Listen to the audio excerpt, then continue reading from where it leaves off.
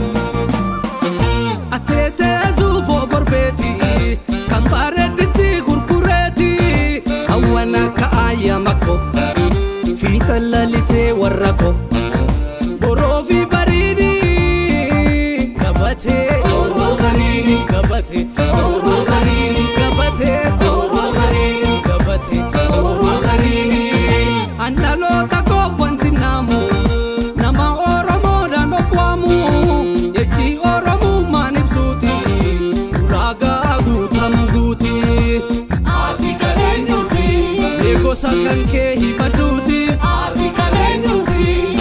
Senza ke himatuti ati kalenyuti ne balbala ke himatuti ati kalenyuti abidda fincaan himatuti.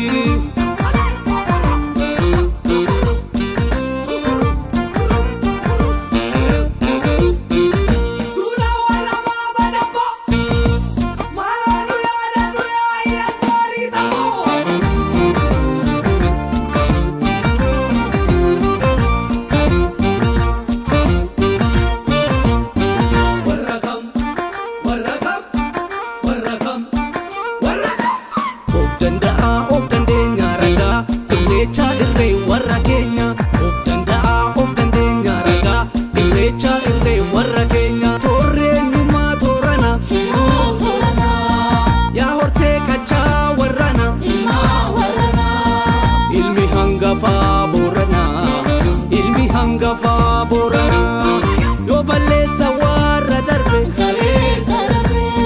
kan cubbuun ilma rakkisu Oromoon warra ekeraa dubbisu Oromoon warra moorallee dubbisu Oromoon warra dhagaa dubbisu Oromoon ayyalla koftuu dubbisu Oromoon warra dhugaalee